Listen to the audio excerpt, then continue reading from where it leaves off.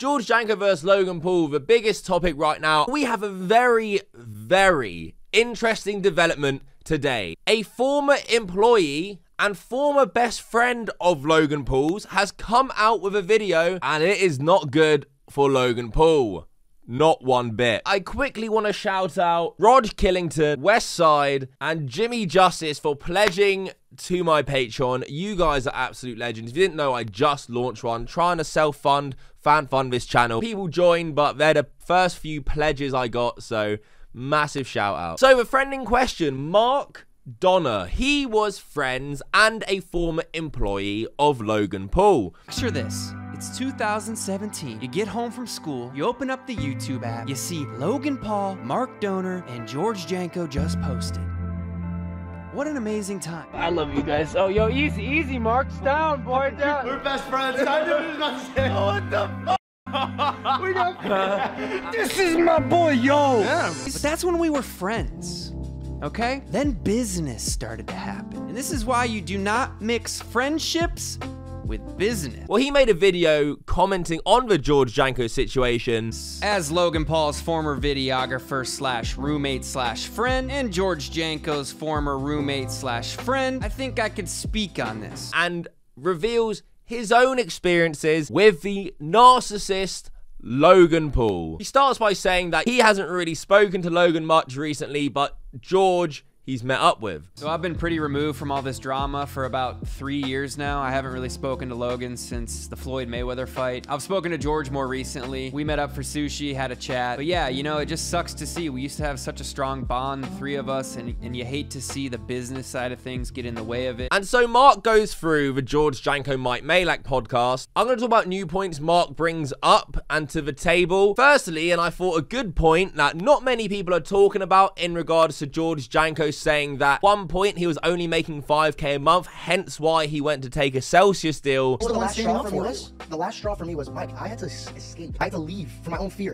When Logan came after me for my religion, the show hit rock bottom and we weren't getting paid. I was getting paid $5,000 a month. I have a mortgage. I have my sister that works for me. I have Belle. I'm trying to get married. I had all these things. So I had to start my own show because we're not making money on the show and I'm getting pushed out of the show. Well, at the time we were making money. You made money on the show. But at the time, we were a couple months. How much money did you make over the course I can show you my books. I was spending 10 G's a month being on the show. Right. Name me a job that you're a part of that you spend $10,000 to do.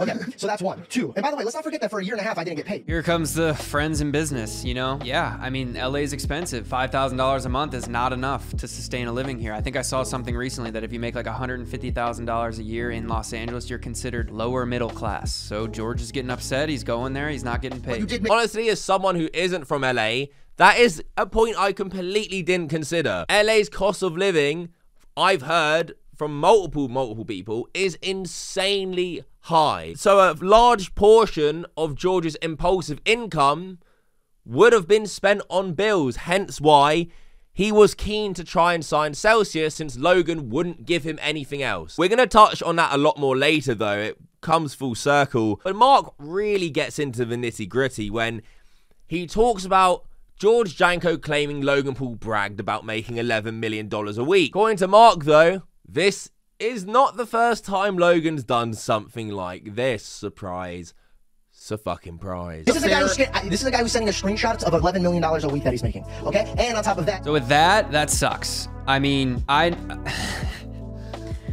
used to make $1,000 a month working for Logan. He paid for my rent. Granted, I slept on an air mattress in a closet. Super grateful for it. It's all part of my journey. I wouldn't be where I am today without all that. Had to pay my dues. I remember him telling me one day in the gym, he showed me a screenshot of his Shopify and he made like $1 million a day for 3 days straight. Super happy for him, but I get what George is saying when George is claiming to not be getting paid. He's making $5,000 a month and his boss is showing him that he's making $11 million a week in sales. Granted, that's just the sales. He doesn't get all that money. It's like there's levels to this shit. Logan shouldn't be showing him how much money he's making when George is making significantly less. Like, how's that gonna make you feel if your boss is showing you that he made $60 million in a month? Holy shit, if the timelines aren't skewed here, is Mark saying Logan only paid him $1,000 a month and he was bragging about having $1 million days on Shopify? That is just such shitty behavior. What is up with Logan not paying people fairly? Why is he paying him $1,000 a month? With George Janko, granted,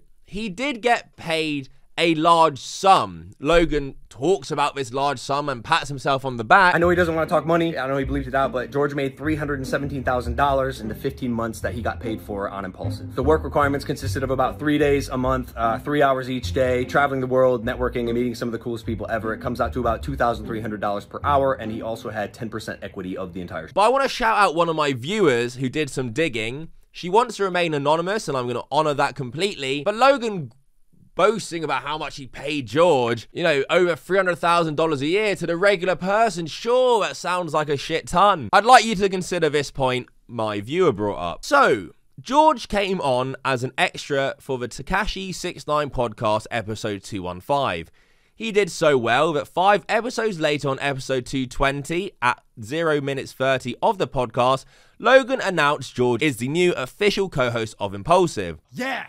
Hit that subscribe button. That's George Janko. You're listening to our new co-host. This episode was posted September 24th, 2020. Then, after everything, George's last podcast on Impulsive was with Ryan Garcia, episode 371, March 28th, 2023. That is a total of 30 months on Impulsive, which then shows George did not lie about not being paid at first. If you don't remember, in the podcast recently, George said they didn't get paid for the first year. And by the way, let's not forget that for a year and a half, I didn't get paid. Logan's receipts show he started paying George December 2021. You can see that on Logan's response. Now, Logan said he paid George for 15 months that he was on the podcast. Okay, but we know he was clearly on longer when he wasn't getting paid. So if we calculate the payment Logan broke down, around $317,000 over 30 months on the podcast,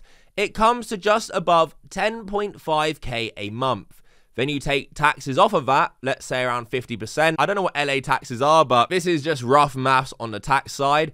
That then comes to just above 5.2k a month. So when Logan's getting confused, like, I don't know why George needed more money. Well, one, you didn't pay him for the first year. And two, when you add up his entire time on Impulsive, he actually was barely making 11k a month, which is before tax. And he's living in LA, which is an obligation as well. If you want to say George doesn't have to live there, well, he does, because Logan's home base for the podcast is in LA. It's fair to say that for a podcast making millions, to not pay George, what is that even about? The only thing I can comprehend is that Logan said to George, well, you're going to get loads of exposure, so I don't think I'm going to pay you for this first year. I thought the internet agreed getting paid in exposure is one of the lamest fucking things ever. That absolutely shouldn't be a thing. And when you add all of George's work in Impulsive compared to how much he made, it isn't as much as Logan was trying to make out. Logan conveniently ignores the fact that George said he didn't get paid for the first year, and that means he skews the numbers. All the while, he's making George out to be ungrateful. The work requirements consisted of about 3 days a month, 3 hours each day, traveling the world, networking, and meeting some of the coolest people ever. And now we learn from Mark that he only got paid 1k a month. I used to make $1,000 a month working for Logan. He paid for my rent. Granted, I slept on an air mattress in a closet. Mark then talks about Logan's ego and how he puts himself above everyone and will never let you forget the favors he's done for you. For a second, please. Yeah. So when I get that call and I tell him, I go, Logan, I get it, bro. And I fully told him, I go, listen, man, like, I will take half the deal that Celsius gives me. Half. If you want to put it on the table for my show, a quarter, work with me. He says, I won't pay you a dime. You're here because of me.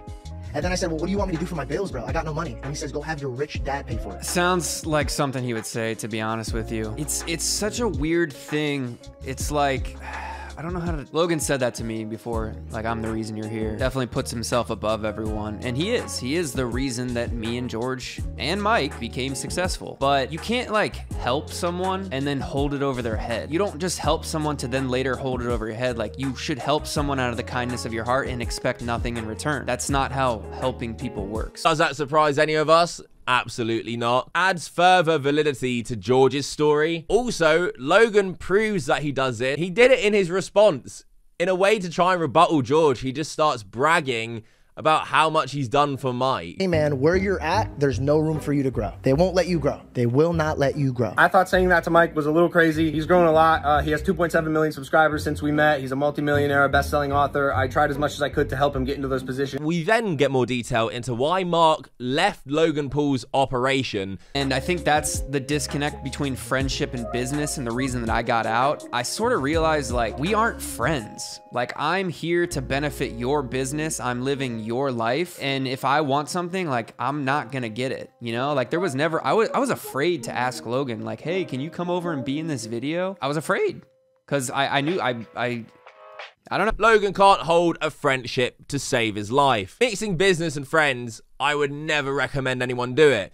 But it takes a very special kind of narcissist to do what Logan Paul has done. He has isolated true friends that have been with Logan from the jump, made them feel like they can't be friends with him anymore, aren't friends with him anymore, because Logan will do anything it takes for his business, for his brand, and to be the world's greatest entertainer, which you will never be, Logan. Your image, who you are, is so tainted. Only little 10-year-old kids who can't think properly will like you because you do wrestling moves. I like this part and Mark's perspective here. He talks about the massive difference between George and Mark and someone like Mike Malak coming into Impulsive. Mike understands that it's business, so he doesn't let his emotions get in the way. The difference between, like, Mike, for example, and me and George, we were kind of friends first. Like, we were just a bunch of buddies making videos. Mike came in to do business. He came in to be on the podcast, to be in the vlogs. So it was business first with Mike and Logan, but it was more so friendship first with me, George, and Logan. So that's why, like, and I told this to George before he went on Impulsive, or when, like, back when Logan and me and George were hanging out more, and him and Logan weren't really talking, and I kind of gave up on the friendship with Logan. I was like, dude, like, you have to understand, like, this isn't a friendship. This is business. Like, Logan isn't our friend anymore. They were all friends before Logan became his massive success.